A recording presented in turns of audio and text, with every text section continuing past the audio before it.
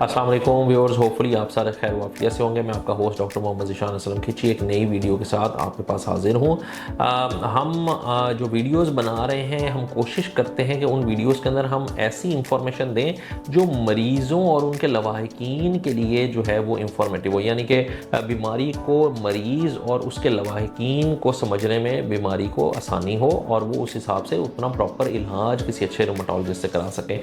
इसी तरह आज का जो टॉपिक है हमारा, जो कि बहुत ज़्यादा ज़रूरी है और इसमें बेचारे बहुत सारे मरीज़ और उनके लवाहिकीन बहुत ज़्यादा परेशान होते हैं, वो ये है कि जोड़ में जो पानी पड़ गया, क्या हम उसको निकलवाना चाहिए या नहीं निकलवाना चाहिए। इस टॉपिक पे आने से पहले कि उसको हमें निकलवाना चाहिए कि नहीं निकलवाना चाहिए, मरीज़ों और उनके लवाहिकीन को ये समझाना बड़ा ज़रूरी समझते हैं कि जोड़ में पानी है क्यों। जोड़ में पानी इसी तरह है जिस तरह इंजन के अंदर आपका रेडिएटर है और उसके अंदर पानी होता है, गाड़ी का इंजन होता है, उसका रेडिएटर होता है, पानी होता है। वो पानी क्या करता है कि इंजन को गर्म होने से बचाता है। इसी तरह और रगड़ से, जिस तरह मोबिल ऑयल आप डालते हैं इंजन के अंदर, वो उसको रगड़ से बचाता है और पानी जो है उसको गर्म होने से बचाता है।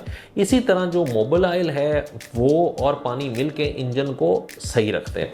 जब रगड़ होती किसी जगह पे भी तो वहाँ पे गर्मी बनती है और वहाँ पे वो रगड़ खा सकती चीज़।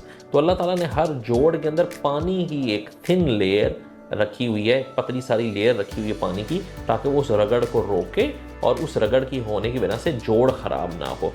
अब याद रखें कि ये ऐसा नहीं है, कुछ लोग समझते हैं कि शायद पानी निकल जाएगा तो पता नहीं, ये ऐसा नहीं है कि जो बच्चा पैदा हुआ है उसके जोड़ में जो पानी था वही मरते दम तक उसके साथ चल रहा है, ऐसा नहीं है।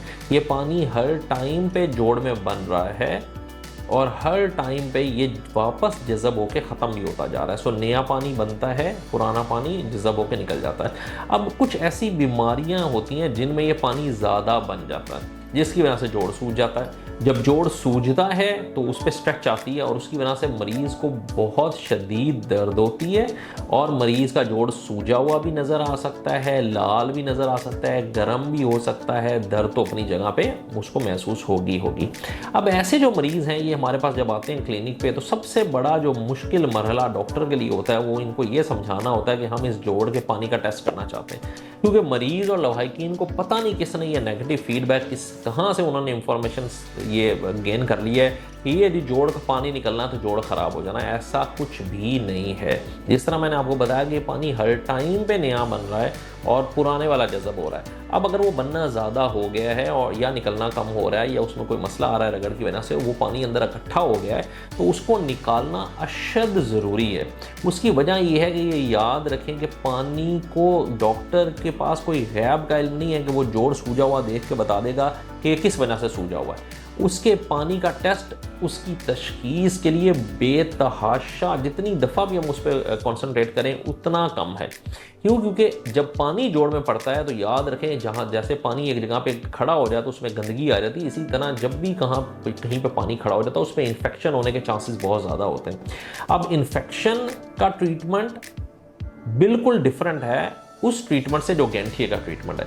गैंठिए के ट्रीटमेंट में आप, या जोड़ की सोजिश के ट्रीटमेंट में, इलाज के अंदर आप कुव्वत मुदाफ़ित कम कर रहे हैं, जबकि जब इन्फेक्शन है तो आपने कुव्वत मुदाफ़ित बढ़ानी है। तो आपको मैं ये समझाने की कोशिश कर रहा हूँ कि ये कितना ज़रूरी है कि हम उसमें से पानी का सैंपल लें उस जोड़ में से और उस सैंपल का टेस्ट कराएं, ताकि हमें पता लगे कि क्या ये जो जोड़ की सोजिश है ये यूरिक एसिड की वजह से हुई है, ये इन्फेक्शन की वजह से हुई है, या ये गैंठिए की वजह से हुई है। ठीक है। और कभी कभी खून भी अंदर जो है वो लीक होता है जोड़ में और उसकी वजह से भी सोजन हो जाती है, तो वो भी पता लग सकता है।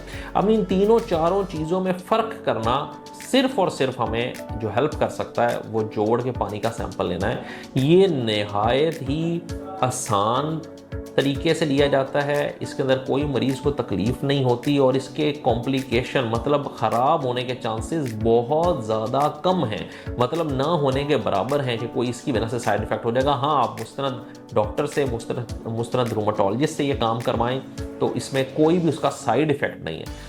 ये हम वीडियो क्यों बनाने में मजबूर हो रहे हैं, अभी हमारे पास 3-4 पेशेंट ऐसे एडमिट हैं जिनके जोड़ में पानी पड़ा, पानी का उनमें से 2 ने तो टेस्ट ही नहीं करने दिया। ठीक है कि जी हमने टेस्ट नहीं करने देना, वो अब हमारे पास एडमिटेड हैं बिकॉज जोड़ के अंदर इन्फेक्शन थी, उन्होंने टेस्ट ना करने दिया और अब वो जोड़ की इन्फेक्शन जो है वो पूरे जिस्म में फैल चुकी हुई है और वो सेप्सिस में, सेप्टिसीमिया में, और उनमें से एक तो थोड़ा सा सेप्टिक शॉक में, यानी कि उसका ब्लड प्रेशर भी लो हो रहा है। दूसरे जो 2 थे उनमें से किसी एक ने बाहर से निकलवाया पानी, और वो पानी निकलवा कर उन्होंने वो फेंक दिया।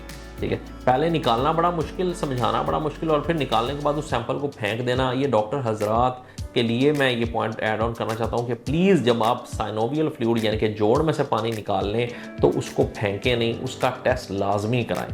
ठीक है, तो मरीज़ों के लिए मैं ये इंफॉर्मेशन देना चाहता हूँ कि इसका कोई साइड इफ़ेक्ट नहीं है।